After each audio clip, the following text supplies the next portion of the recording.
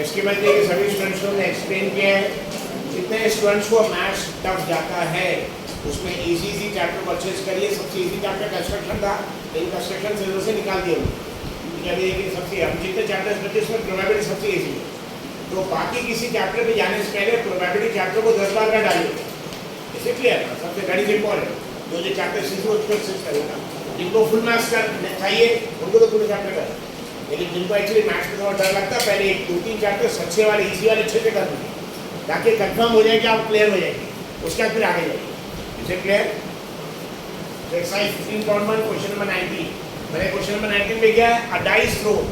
अगर क्वेश्चन में मेंशन है सिर्फ डाई थ्रो किया और इस डाई के फेसेस पे जो फेसेस है उस पे क्या लिखा है, क्या कैरेक्टर नहीं दिया, तो डिफॉल्ट केस में आप नॉर्मल डाई लेंगे। ठीक है जानिए, डिफॉल्ट केस में नॉर्मल डाई जिसमें डॉट्स है, क्या के डॉट्स 1 2 3 4 5 6। लेकिन यहाँ पे देखिए क्वेश्चन में मेंशन है कि एक बच्चा है उसका डाई है और उसमें 1 2 3 नहीं बल्कि उसके ऊपर अल्फाबेट्स है। क्या है? अल्फाबेट। कितने फेसेस रहेंगे डाई के? 6। अगर आप देखेंगे डाई के देखिए 1 2 3 4 है तो ऊपर नीचे। Yes sir. तो डाई के कितने फेस आएंगे? 1 2 3 4 5 6 फेसेस। तो उस पर देखिए 6 अल्फाबेट्स आने चाहिए, 6 अल्फाबेट्स है। लेकिन ए 2 बार है। ये कितने बार एक्चुअली? 2 बार। Question number 19। The faces of die contains alphabets। बताइए स्पेलिंग क्या अल्फाबेट्स की? ये अल्फा, यस सर, बाद में bets, B alphabets. The faces of die contains alphabets। कौन से अल्फाबेट्स है? A L B L C D E। इसके बाद ये फंक्शन चलेगी, इसके बाद ये नहीं। कितने फेसेस है? 6 फेसेस, 6 अल्फाबेट्स। मतलब डाई को थ्रो करेंगे तो 6 में से कोई ना कोई अल्फाबेट आएगा, यानी मैक्सिमम पॉसिबल आउटकम्स कितने रहेंगे? 6। क्योंकि 6 कैरेक्टर्स है, 1 2 3, तो क्वांटिटी काउंट करेंगे। That's called possible outcome. तो maximum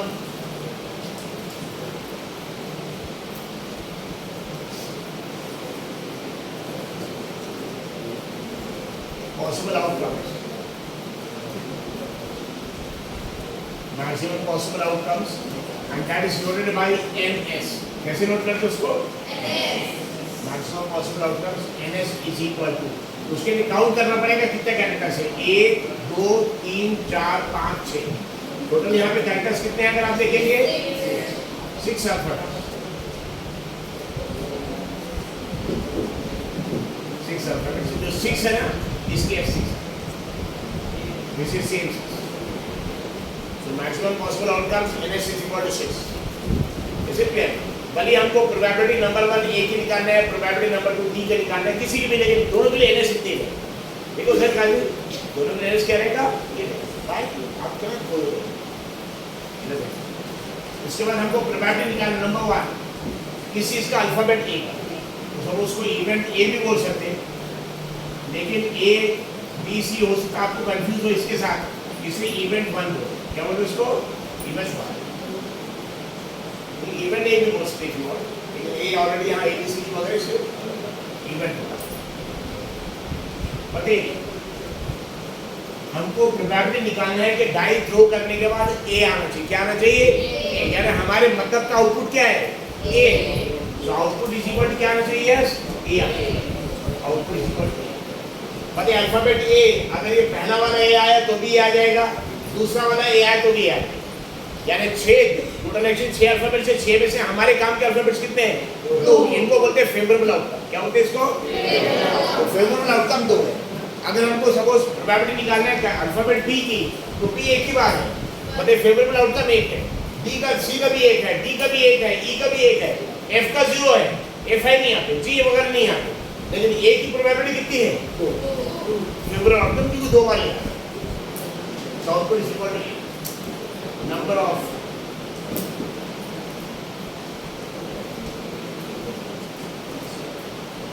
favorable outcomes, number of favorable outcomes N1 event का नाम। ठीक है, इवेंट 1 में नंबर, अगर सपोज इवेंट का नाम A लिख दो, यहाँ A लिख दो। Number of favourable outcomes n1 is equal to 2 क्योंकि अल्फाबेटिक कितने बार है yes how many times 2 times alphabetic 2 times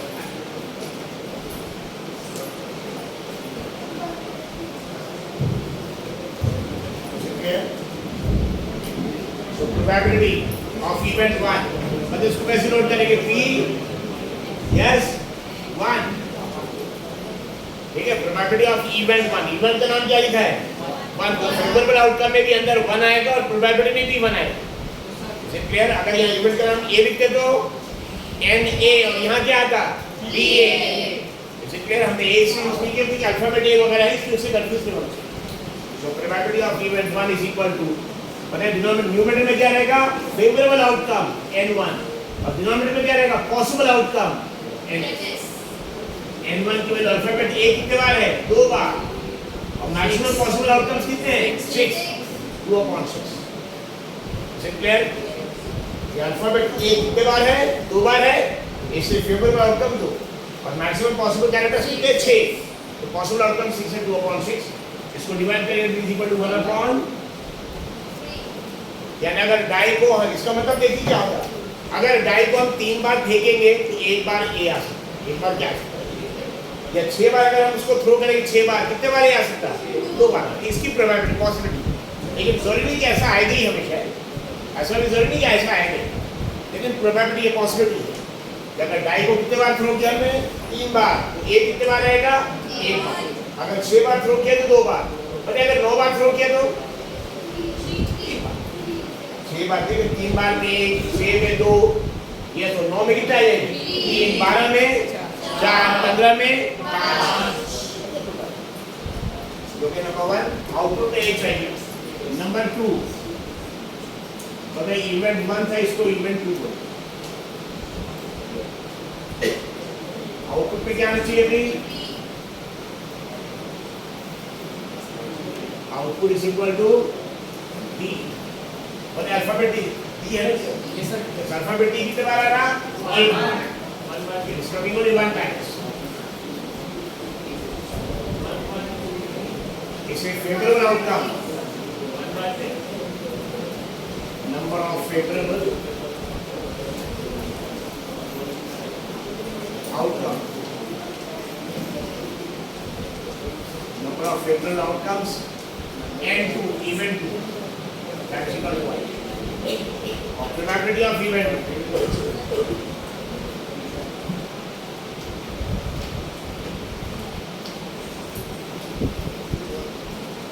favorable outcome 1 है possible outcome 6 है 1/6 यानी अगर डाई को 6 बार थ्रो किया तो d कितने बार आएगा 1 बार देखिए 6 में एक ही बार लेकिन a 2 बार है इसलिए a की प्रोबेबिलिटी है कि हर 6 बार में 2 बार आ सकता है मतलब 6 बार अगर डाई को थ्रो करेंगे तो a कितने बार आ सकता 2 बार b कितने बार आ सकता 1 बार 1/6 c कितने बार आ सकता 1/6 d 1/6 1/6 लेकिन a 2/6 that's equal to 1/6 I hope you understood this जो alphabet c b c d है उसके अलावा अगर कोई दूसरा अल्फाबेट रहता कि हमको प्रोबेबिलिटी निकालना है z कितने बार आएगा तो अल्फाबेट तो z डाई है नहीं तो that is called as impossible उसको क्या बोलेंगे इम्पॉसिबल इवेंट लेकिन आपको क्वेश्चन में सीखते ही था सॉरी दिस क्वेश्चन में 19 इक्वल टू क्वेश्चन में 20 आ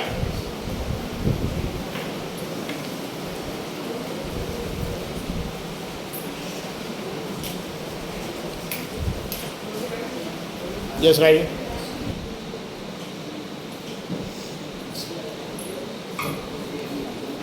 कैसे थे ध्यान रखेंगे सभी स्टूडेंट्स फर्स्ट बेंच उधर काजी इधर बोर्ड को छोड़ के वाले सब ध्यान रखना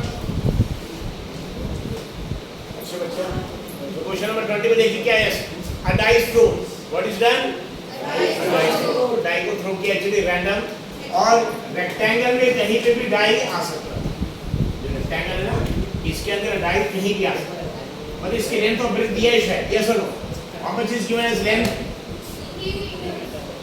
length is 3 meters and breadth is given as area is length into breadth 3 into 2 कितना आएगा 6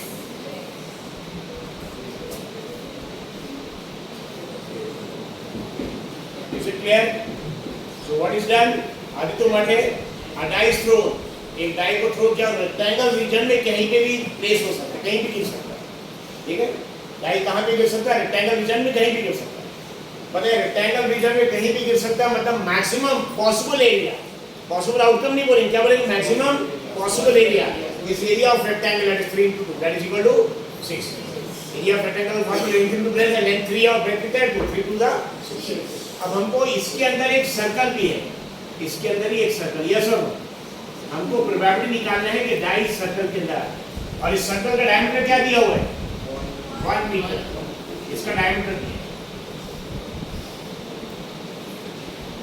लेकिन एरिया ऑफ सर्कल का फॉर्मूला है पाई आर स्क्वायर, को रेडियस चाहिए, रेडियस हमेशा डायमीटर का हाफ होता है, यस और इज इट क्लियर? बट यहाँ पे मैक्सिमम पॉसिबल एरिया कौन सा रहेगा? एरिया ऑफ रेक्टेंगल, यस, और फेवरेबल एरिया कौन सा रहेगा? Area of circle. इसे क्या favourable area upon maximum possible area. वैसे सॉल्व एग्जांपल नंबर 11 में बताइए क्या रहेगा? यहाँ पे डाई को थ्रो किया, वहाँ पे एक हेलीकॉप्टर क्रैश हुआ, यस, वहाँ पे भी एक, यहाँ पे भी एक रेक्टेंगल के एरिया में डाई यहाँ पे, वहाँ पे भी एक रेक्टेंगल के एरिया के ये एरिया में हेलीकॉप्टर क्रैश हुआ। यहाँ पे कितनी प्रोबेबिलिटी कि डाई सर्कल के अंदर आएगा, वहाँ कितनी प्रोबेबिलिटी के बड़े रेक्टेंगल के अंदर एक साइड में एक छोटा सा एक लेक दिया रेक्टेंगल, कितनी प्रोबेबिलिटी के हेलीकॉप्टर उस लेक के अंदर क्रैश हो। वहाँ पे मैक्सिमम पॉसिबल एरिया कौन सा रहेगा? बड़ा वाला एरिया। और फेवरेबल एरिया कौन सा रहेगा? आपको प्रोबेबिलिटी निकालना है कि लेक के अंदर क्रैश हुआ, फेवरेबल एरिया किसका रहेगा? लेक के एरिया। और दोनों का लेंथ और ब्रेथ दोनों निकाल सकते हैं, बड़े रेक्टेंगल का दिया, छोटे का लेक का आराम से निकाल सकते हैं। Is it clear? जैसे अगर कोई भी प्रोबेबिलिटी क्वेश्चन में नंबर्स के फॉर्म में है तो वहाँ पे हमको maximum possible outcome, favourable outcome, लेकिन अगर एरिया के फॉर्म में क्या लिखना पड़ेगा? Maximum possible area. क्या लिखना पड़ेगा? मैक्सिमम पॉसिबल एरिया, बाद में फेवरेबल एरिया। और मैक्सिमम पॉसिबल एरिया क्या है? डाई को कहाँ थ्रो किया? रेक्टेंगल, लेकिन हमको प्रोबेबिलिटी किस चीज की निकालना है कि डाई सर्कल के अंदर आना चाहिए।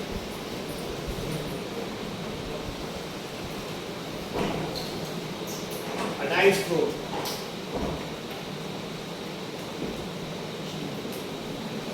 in the rectangle.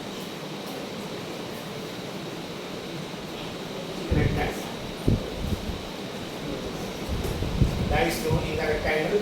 So, maximum possible area.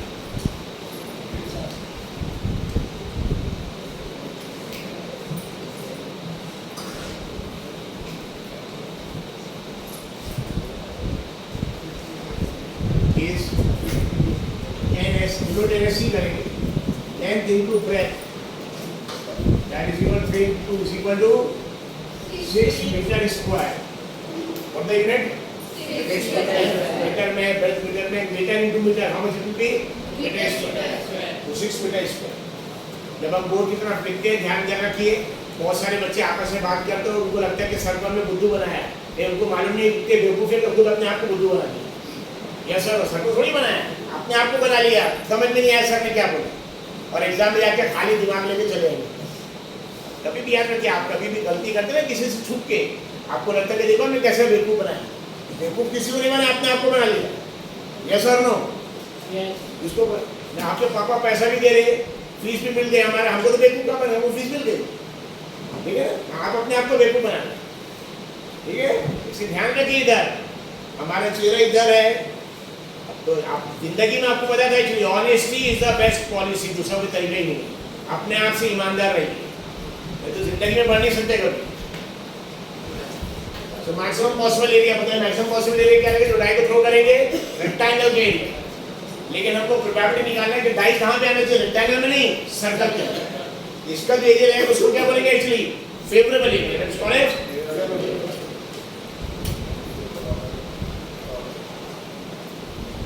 evenly. बताइए, die should land inside the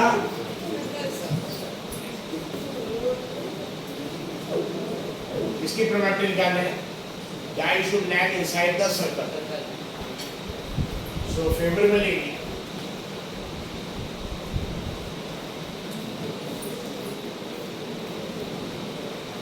Favorable area is NA, is equal to area of a circle.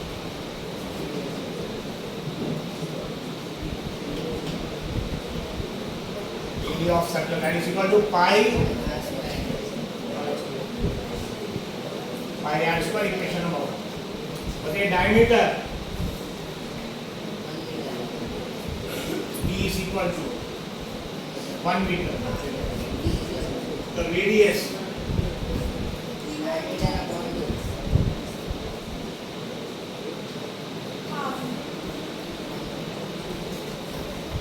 is it clear? Putting the value in equation 1.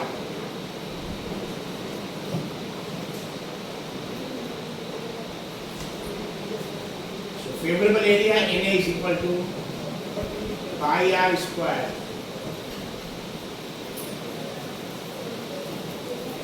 pi को ऐसे रहती है pi के form pi r is how much 1/2 इसका square this is pi and radius is diameter का half रहेगा diameter 1 meter diameter is equal to 1 meter तो radius is 3/2 that is equal to half meter so half करते हैं 1 का square 1 का square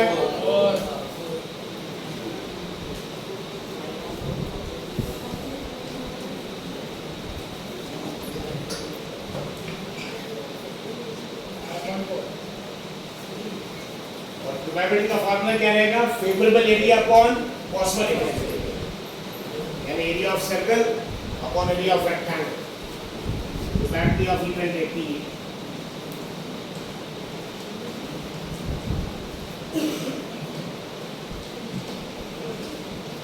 NA upon X NA is equal to how much pi by 4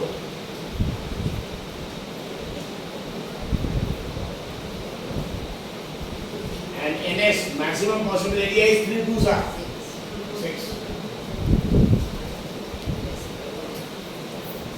that is equal to pi by 4 pi by 4 बने 6 denominator में है अगर इसको ऊपर लाना हमको तो 6 को अज्यूम करेंगे बने 6 को अज्यूम करेंगे 6 by 1 है यस और नो 6 by 1 तो जब भी अगर ऊपर 2 टर्म नीचे भी 2 टर्म या नीचे एक भी टर्म है तो नीचे अपॉन 1 कर दी कॉलम से कोई फर्क नहीं पड़ता तो ऊपर के 2 टर्म वैसे रहेंगे पाई बाय 4 लेकिन नीचे का टर्म जब ऊपर आएगा तो यूपी उल्टा उल्टा यानी 6 अपॉन 1 का क्या आ जाएगा pi into 1 is pi 6 4s are and for the unit of probability पता है इसका एरिया ऑफ सर्कल का यूनिट क्या है मीटर स्क्वायर यस और नो ये भी metre square upon metre square दोनों कैंसिल प्रोबेबिलिटी की कोई मिलती ठीक है सो कोई भी एरिया की यूनिट रहेगी metre square area of circle रहेगा area of quadrilateral that is equal to pi by 2 is it clear इतनी प्रोबेबिलिटी पाई अपॉन 24 इतनी प्रोबेबिलिटी है कि डाई को थ्रो करने के बाद वो रेक्टेंगल के अंदर सर्कल में आएगा कहां पे आएगा पर इस सर्कल के बाहर आएगा उसकी प्रोबेबिलिटी कैसे निकालेंगे तो उसी क्वेश्चन में इतनी देर ऐड कर लें इसी क्वेश्चन में हमको प्रोबेबिलिटी निकालना है कि डाई सर्कल के बाहर आना चाहिए कैसे निकालेंगे yes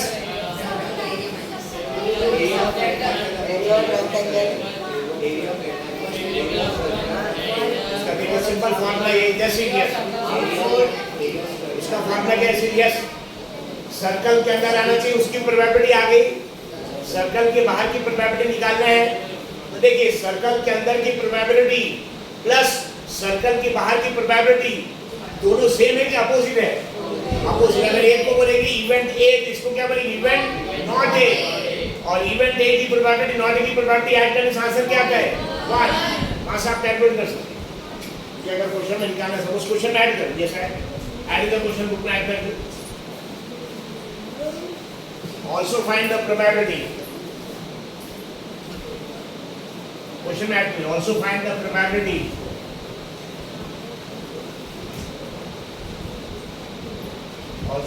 probability that the die should land outside the circle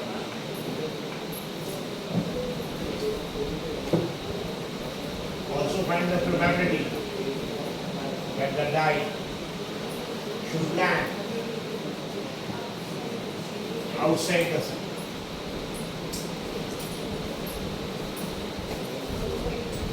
Should land outside the circle. Also find the probability that the die should land outside the circle. Please keep the pen down. ध्यान रखिए कैसे। और इस circle के अंदर die land करना है, इसकी प्रोबेबिलिटी को हम बोल रहे हैं प्रोबेबिलिटी ऑफ इवेंट ए। क्या बोल रहे हैं इसको? P A. Probability of event A P A. Circle के अंदर डाई लैंड होना चाहिए, उसकी प्रोबेबिलिटी पी ए। पता है इस सर्कल के छोड़कर बाकी जो बचा है वो सर्कल के बाहर, उसकी प्रोबेबिलिटी क्या रहेगी? अगर ये इवेंट ए है तो इसकी प्रोबेबिलिटी क्या रहेगी? Not A. बहुत important, it is not A. जिसको नॉट ए से भी लिख सकती है, इसको ऐसे भी लिख सकते हैं, पी और ब्रैकेट ए के अंदर, ए के ऊपर बाहर, इसको बाहर दो, रिस्पांस बाहर। Is it clear? So probability कि डाई थ्रो करने के बाद सर्कल के अंदर आना चाहिए, ये इवेंट है पी है। डाई थ्रो करने के बाद सर्कल के अंदर नहीं, बस उसका उल्टा कि सर्कल के बाहर आना चाहिए। सर्कल के अंदर सर्कल के बाहर दोनों सेम है क्या? अपोजिट। क्लास के अंदर क्लास के बाहर सेम है क्या? अपोजिट। वैसे ही सर्कल के अंदर डाई आना चाहिए और सर्कल के बाहर आना चाहिए, दोनों अपोजिट है। अगर एक को बोलते हैं इवेंट ए, दूसरे को क्या बोलेंगे? Not a. और कोई भी दो अपोजिट इवेंट दोनों की प्रोबेबिलिटी आप ऐड करेंगे तो आंसर हमेशा क्या आएगा? यहाँ पे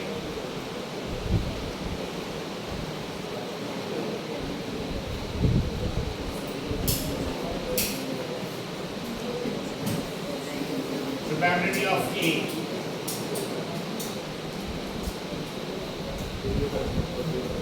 is equal to, very important, probability of A। इस चीज की प्रोबेबिलिटी डाई कहाँ पे आना चाहिए? Die should land inside circle. और ये क्या है? Die should land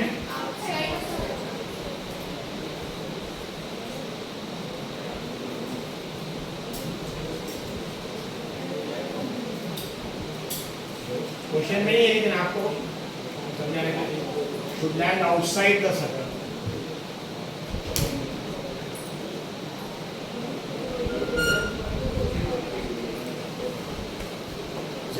die should land inside the circle, die should land outside the circle. पता है इसका die should land inside the circle already इसकी वैल्यू हमारे पास पाई अपॉन 24 आ चुका है सर। नो,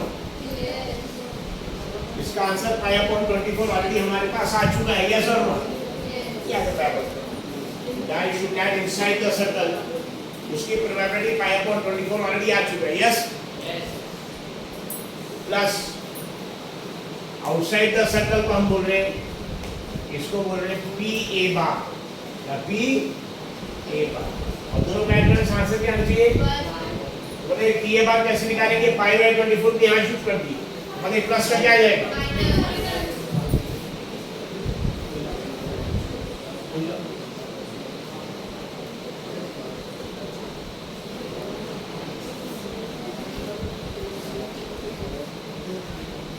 समझ आ रहा है सभी को? Yes. So probability that die lands inside the circle, yes, Aman Hakim. See that? What happened? See that?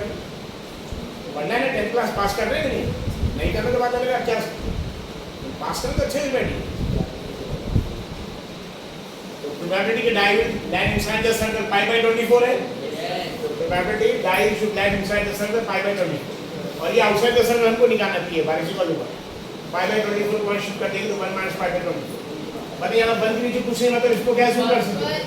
तो एलसीएम में 1 24 आ जाएगा और क्रॉस मल्टीप्लिकेशन करेंगे 1 इन 24 और pi into 1। So after this sign continue है।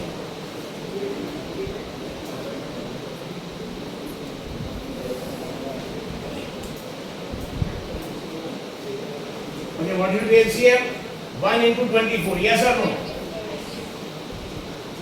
न्यूमरेटर में cross multiplication 1 into 24 minus pi into 1। Is it clear? कैसे होगे देखिए, नीचे डिनोमिनेटर में क्या रहेगा? यहाँ कुछ नहीं आने, 1 अज्यूम कर सकते। तो 1 into 24, ठीक है भली, ये 124 एंड 24 आ जाएगा। और न्यूमरेटर में क्रॉस मल्टीप्लिकेशन 24 1 से मल्टीप्लाई होगा, 24 into 1 24, माइनस साइन बीच में आएगा, देखिए माइनस साइन बीच, और पाई into 1 कितना आएगा? पाई। ये आंसर आ गया। That is equal to 24 minus pi upon 20। This is the probability। die will land outside the center. This is the problem. 24 minus pi upon 24. Okay? This question number 22.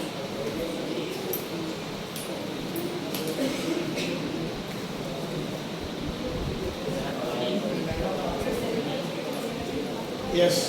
Exercise 15.1. All of you pay attention, please. Question number, what is the question number?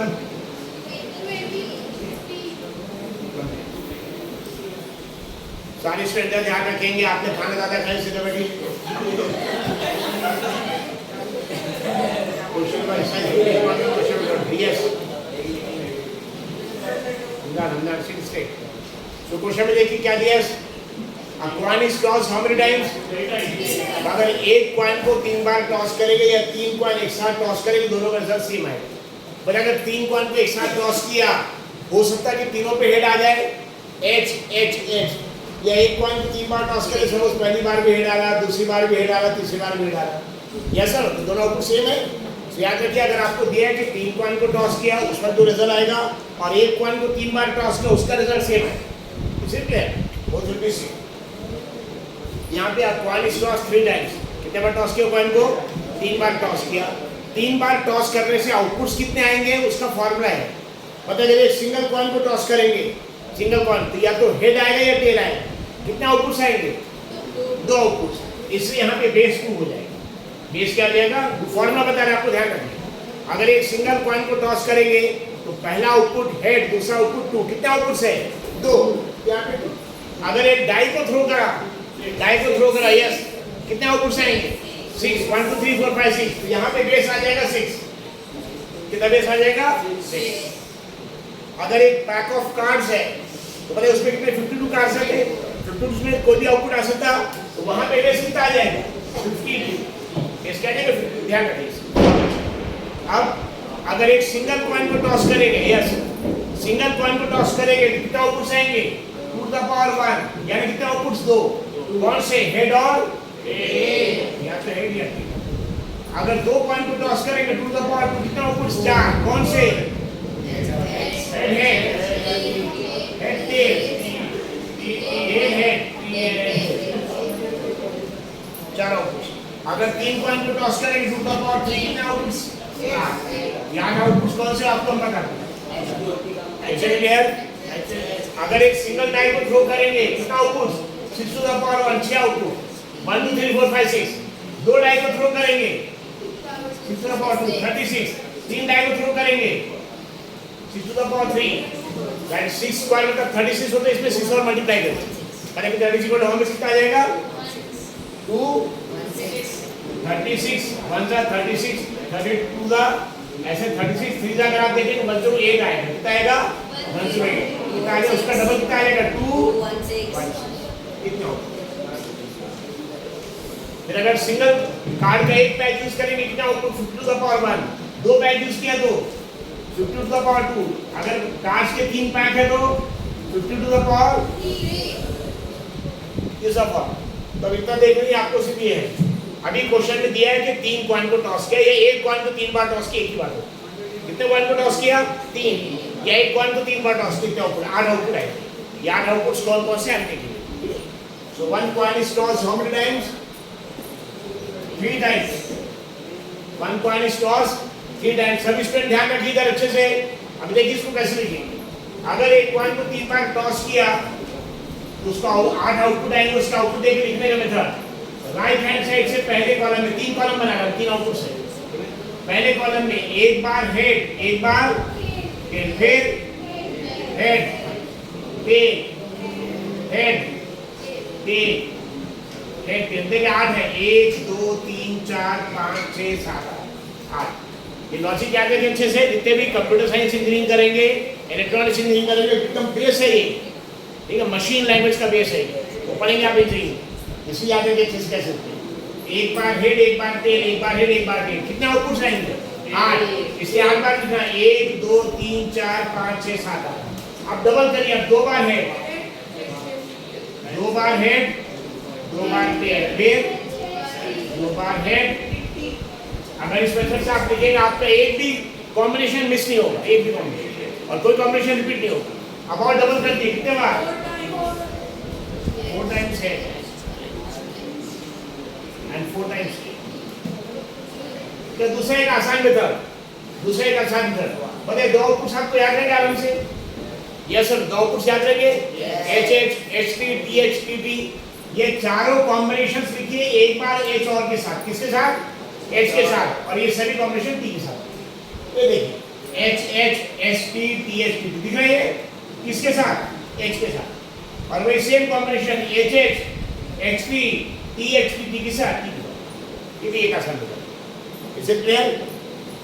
तो आप ऐसे लिखेंगे तो भी चलेगा। 2 combination आपको याद है ना? अगर 2 कॉइन को टॉस करेंगे H H, H T, T H, T T, जो पूरे कॉम्बिनेशन के साथ लिखेंगे एच के साथ, और वही कॉम्बिनेशन फिर रिपीट करेंगे किसके साथ? टी के साथ। यहाँ पे 8 आउटपुट्स रहेंगे। A coin is tossed. How many times? तो जो आउटपुट्स मिलेंगे उसको बोलते हैं sample space. What is called? Sample space. Sample space S is equal, मतलब 2 बिट का 2 पॉइंट का कॉम्बिनेशन मालूम है आपको? क्या कॉम्बिनेशन है 2 पॉइंट का? एच एच, फिर एच टी, फिर टी एच, फिर इसको सबको एक एच के साथ और लिखिए। एच एच एच, ये 4 कॉम्बिनेशन हो गए, 1 2 3 4, और यही same combination H H, H T, T H, T के साथ लिख देंगे। आप एच के साथ लिखिए और आपके साथ लिखेंगे T,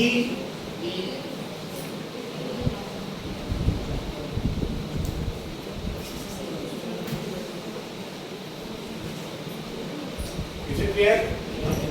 so H H, H T, T H and T T, H के साथ और वही सेम कॉम्बिनेशन टी के साथ।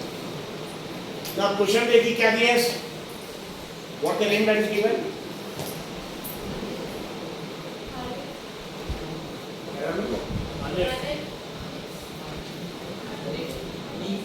हनीफ। सो हनीफ विल विन, हनीफ जीतेगा जब तीनों में क्या आएगा? हेड, या तीनों में क्या आएगा? टेल। अगर तीनों में हेड आ गया या तीनों में टेल आ गया तो हनीफ जीत जाएगा, और अगर इसके अलावा बाकी कोई कॉम्बिनेशन आ गया तो हार जाएगा। ये सब बोले मैक्सिमम पॉसिबल आउटकम्स कितने हैं यहाँ पे? 6। मैक्सिमम पॉसिबल आउटकम 6 है। पहले maximum 8, yes, maximum possible outcomes. Maximum possible outcomes 8.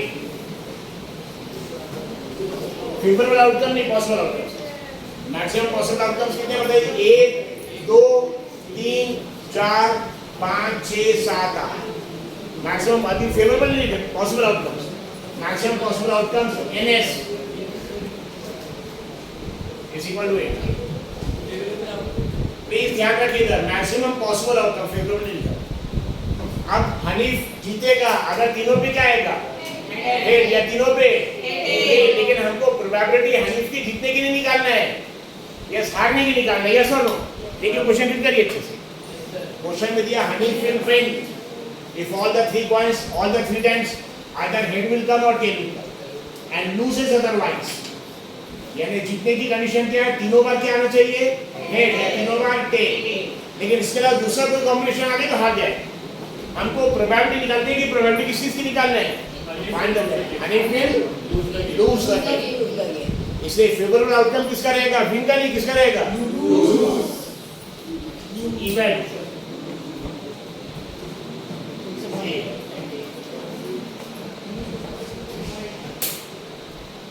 क्या इवेंट क्या? Hanif should lose the game, yes or no?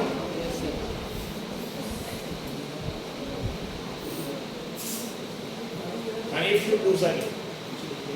बताइए जीतने के लिए कितने कॉम्बिनेशंस है? 2। हारने के लिए कितने कॉम्बिनेशंस है? 6। Haniff should lose the game. Suppose event A में देखिए क्या क्या है? यस, हारने के लिए बताइए क्या आएगा? ट्रिपल एच आएगा क्या? ट्रिपल एच आएगा? ऐसे तो हनीफ जीत जाएगा, वो नहीं आएगा। क्या आएगा? HHP आएगा और STH और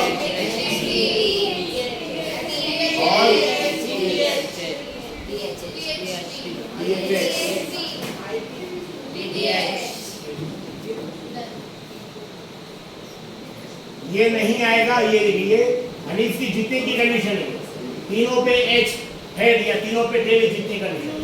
ये दोनों को छोड़ के मतलब इसको नहीं लेना है, इसको नहीं लेना, बाकी सब लेना। यस और no? I hope you understood. तो हनीफ तो इवेंट में क्या Hanif should lose the game, लेकिन उसको गेम हारने के लिए तीनों पे अगर हेड आ गए तो भी जीत जाएगा, टेल आ गए तो भी, तो दोनों कॉम्बिनेशन ही है, कौन सा कॉम्बिनेशन कितना ऊपर से आ गया 6। इसको बोलेंगे favourable outcome. What is called question थोड़ा सा ट्विस्ट किया है, ध्यान रखिए। विन की कंडीशन दिया लेकिन लूज की प्रोबेबिलिटी निकालनी है। उसका दूसरा भी एक मेथड है। क्या दूसरे मेथड क्या है? उसकी विन की प्रोबेबिलिटी हो जाएगी 2/8 आ जाएगा 2/8 विन की प्रोबेबिलिटी। क्योंकि विन में देखिए दो कॉम्बिनेशन, यस और नो? तो 2/8 हो जाएगा। फिर लूज की कॉम्बिनेशन क्या रहेगा? 1 - 2/8। 1 माइनस कर दे तो आपको आंसर मिलेगा, वैसे भी निकाल सकते हो। ठीक है, या फिर ये मेथड तो बताइए Hanif should lose the game, इसकी प्रोबेबिलिटी निकालना है। ठीक है, रिमाइंड कितने कॉम्बिनेशंस यहाँ पे 6। फेवरेबल आउटकम्स कितने हो गए? 6। So favourable outcomes event A का Na = 6 and probability of event A Na/Ns that is equal to 6/8 and that will be 3/3/4. Is it clear? I hope you understood. समझाएगा? तो हनीफ के जीतने की कंडीशन क्या है? तीनों पे हेड या तीनों पे टेल। और हारने की कंडीशन क्या है? ये दो कॉम्बिनेशन छोड़ के बाकी सब। और हमको प्रोबेबिलिटी किस चीज की निकालना है? अगर जीतने की प्रोबेबिलिटी निकालना रहता, जीतने की ये दो कॉम्बिनेशन लेते तो फेवरेबल आउटकम 2 हो जाता, लेकिन हारने की प्रोबेबिलिटी निकालना तो हारने के लिए 6 कंडीशन, यस और नो? इससे फेवरेबल आउटकम 6 आएगा। और probability that Hanif will lose the game is a probability Hanif will lose the game, P = Na/N 6/8 and 3/2. Okay, right.